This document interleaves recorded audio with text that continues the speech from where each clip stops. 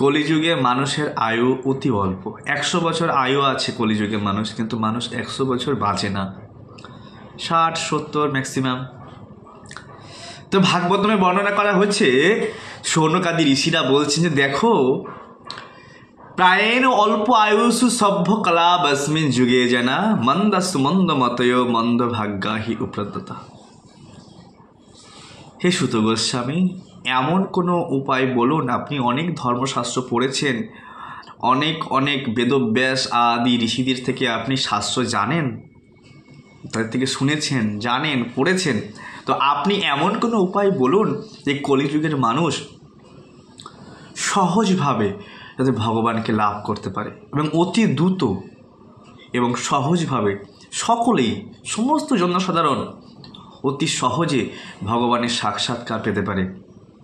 কারণ কলিযুগ প্রায়ণ অল্প আয়ুষু, মানুষের আয়ু বড় অল্প, আর আমাদের বেদ শাস্ত্র অতি অগাধ পরিমাণে বেদ শাস্ত্র, তাই এতে মানুষ অতি সহজে অতি অল্প সময়ে ভগবানকে, খুব দ্রুত ভগবানকে লাভ করতে পারে। তার কোনো উপায় আপনি বলুন।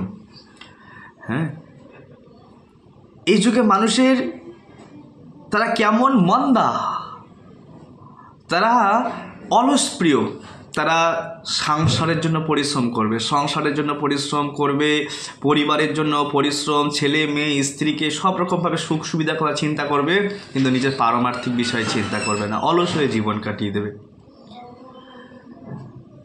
তারা অলসতায় জীবন কাটিয়ে দেয়, কিন্তু ভগবানের ভক্তিতে এত অলস, ভগবানের কথা শুনতে টাকা লাগে না, পয়সা লাগে না। ভগবদ গীতার মধ্যে ভগবান বলছেন পত্রম পুষ্পম, একটু গাছের পাতা ফুল জল দিলে যা পৃথিবীর সর্বত্র পাওয়া যায়, তবুও ভগবানকে কেউ দেওয়ার প্রয়াস করে না, মানুষ অলসতা করে। তাই মানুষ হচ্ছে অলসপ্রিয় কলিযুগে মানুষ। শুধু তাই নয়, শুধু অলসপ্রিয় নয়, সুমন্দমতয়।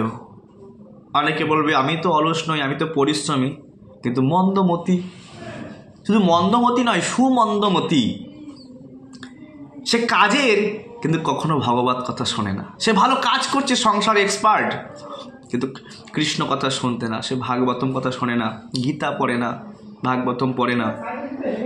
হ্যাঁ, তার মন্দমতি, তার এই মতি, এই বুদ্ধি এই জগতের বিষয়ে ধিয়াম অসৎগ্রাহা, তার বুদ্ধি এই জগতের অসৎ বস্তুকে গ্রহণ করে, কখনো এই ভাগবত কথাকে, তার ভাগবত কথা আসরে আসে না। তাদের মন্দ বুদ্ধি। কলিযুগের মানুষের কলহপ্রিয়, তারা কলহ করতে ভালোবাসে, একটু একটুতেই তারা কলহ করে, তারা কলহপ্রিয় ব্যক্তি কলিযুগের মানুষ। হ্যাঁ, একটুতেই যদি কোনো প্রতিকূল পরিস্থিতির সৃষ্টি হয় তো কলহ সৃষ্টি করবে। হ্যাঁ, শুধু কলহপ্রিয়, শুধু তাই নয়, বলছে মন্দ ভাগ্য, তাদের ভাগ্যটাও মন্দ। হ্যাঁ, কলিযুগের মানুষের অবস্থা, তাদের ভাগ্য অনুকূলে কাজ করে না। কলিযুগের মানুষ কি করে জানেন? যদি পরের ভালো হয় তো নিজেরা দুঃখ পায়, পাশের বাড়ির যদি ভালো হয় তো তার দুঃখ হয়। পর দুঃখে সুখী আর পর সুখে দুঃখী। যদি পরের সুখ হয় তখন এই কলিযুগের মানুষের দুঃখ হয়, ভক্তিবিনোদ ঠাকুর বলছেন। আর যদি পরের দুঃখ হয় তখন কলিযুগের মানুষের সুখ হয়। হ্যাঁ, সদা মিথ্যাভাষী, সর্বদা মিথ্যা কথা বলে কলিযুগের মানুষ, সর্বদা মিথ্যা। এখনই যদি বলে কোথায় আছেন, ফোন করে, আছে অন্য জায়গায়, কিন্তু বলবে এই জায়গায় আছে।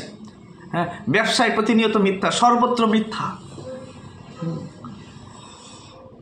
অকার্যে উদ্যোগী মন, যে কার্য করার জন্য আমরা এই পৃথিবীতে এসেছি সেই কাজ করবে না, কিন্তু অকাজ কুকাজ করার জন্য মন সর্বদাই ব্যতিব্যস্ত। তাদের জীবনটা সদাই পাপে পরিপূর্ণ। কি করে? পরের উদ্বেগ, বারবার পরকে উদ্বেগ দেওয়ার জন্য তাদের হৃদয়ে সবসময় উৎকণ্ঠা থাকে, সবসময় যে পরকে কীভাবে উদ্বেগ দেওয়া যায়, কিংবা ডিপ্রেশন, দুশ্চিন্তায় ফেলে দেওয়া যায়, এমন এমন বাক্য কথা বলবে যে পরে উদ্বেগের দ্বারা আক্রান্ত হবে, পরের উদ্বেগ। তো এইভাবে কলিযুগের মানুষ, হ্যাঁ, বলছে সুকার্যে বিরত। তারপরে বলছে কি, নিদ্রালস্য হত, সর্বদাই নিদ্রায়। বিদ্যাপতি ঠাকুর বলছেন, আধা জীবন হাম নিদে গোয়াইনু। তা আমাদের ঘুমিয়ে তো হাফ জীবন কেটে নষ্ট হয়ে যায়, সর্বদাই নিদ্রায়। কলিযুগের মানুষ পারমার্থ সাধন করবে না। কে বলছেন? শৌনকাদি 88,000 ঋষিরা সুত গোস্বামীকে বলছেন, আপনি এমন কোনো উপায় বলুন যে উপায়ের দ্বারা মানুষ অতি সহজে ভগবানের কাছে পৌঁছাতে পারে, অতি সহজে ভগবানের সে দিব্য ধাম পৌঁছাতে পারে, অতি সহজে। কলিযুগের মানুষ একে অপরকে চিটিং করছে। কলিহত মানুষ কি করছে? বলছে উপদ্রতা। কলিযুগের মানুষের রোগ ব্যাধির দ্বারা সর্বদা উপদ্রব। কারোর ডায়াবেটিস, কারোর সুগার, কারোর এই প্রবলেম ওই প্রবলেম, সংসারে স্বামীর প্রবলেম তো স্ত্রী ঠিক আছে, স্ত্রীর প্রবলেম তো স্বামীর প্রবলেম, কোনো সন্তানের প্রবলেম, কোনো পিতামাতার প্রবলেম। মানুষ প্রবলেমের দ্বারা একটা হসপিটাল কখনো খালি হচ্ছে না, রোগ ব্যাধির দ্বারা উপদ্রুত। কীভাবে তারা ভক্তি করবে কলিযুগে? আবার শুধু রোগ ব্যাধি, তারা এমন কোনো উপায় সাধন বলুন যে ভগবানের সাক্ষাৎ অতি দ্রুত পেতে পারে। শুধু রোগ ব্যাধি নয়, সংসার পরিবার চালনা, স্ত্রী পালন পোষণ করতে করতে ব্যতিব্যস্ত, সকাল থেকে রাত, রাত থেকে দিন, দিন রাত কঠোর কঠোর কঠোর পরিশ্রম করছে, ওভার টাইম করছে। কেন? স্ত্রী পালন পোষণ করতে হবে। স্ত্রীর দাসত্ব করতে করতে এই কলিযুগের মানুষের সে মূল্যবান আয়ুকে অপচয় করছে। তবুও তারা বুঝতে পারে না যে আমাদের আয়ু কোথায় অপচয় করা উচিত।